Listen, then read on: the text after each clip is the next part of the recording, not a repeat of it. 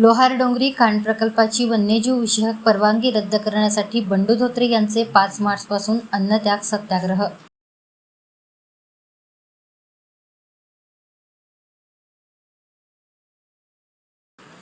ताडोबांधारी व्याघ्र प्रकल्पाच्या अत्यंत महत्त्वाच्या भ्रमणमार्गात प्रस्तावित असलेला लोहारडोंगरी लोहखान प्रकल्पाची वन्यजीव विषयक परवानगी नाकारण्यात यावी आणि जिल्ह्यातील गंभीर झालेला मानव वन्यजीव संघर्ष निवारणासाठी इकोप्रोच्या प्रलंबित 16 मागण्या व उपाययोजना कराव्यात.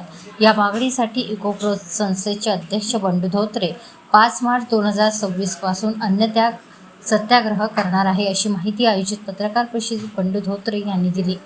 ब्रह्मपुरी वनविभागातील लोहारडोंगरी कक्ष क्रमांक 439 मधील हा प्रस्तावित प्रकल्प ताडोबाच्या पूर्वेकडील महत्त्वाच्या कॉरिडॉरमध्ये आहे.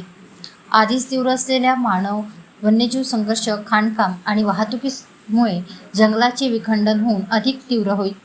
ताडोबाच्या पूर्व आणि उत्तर दिशेकडील जंगलांना जोडणारे वन्यप्राणी भ्रमणमार्गात विखंडित होण्याचा धोका आहे. 35.95 हेक्टर जंगलाच्या मधोमध असलेल्या समृद्ध वनक्षेत्रातील 1823 मोठ्या वृक्षांची कत्तल होईल.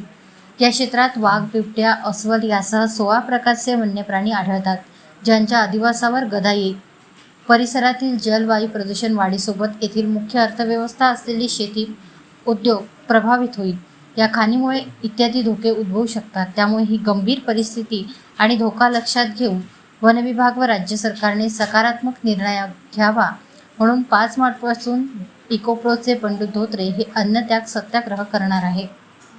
येत्या 5 मार्चपासून लोहारडोंगरी येथील लोहखान प्रकल्पाची वन्यजीव विषयक परवानगी नाकारावी.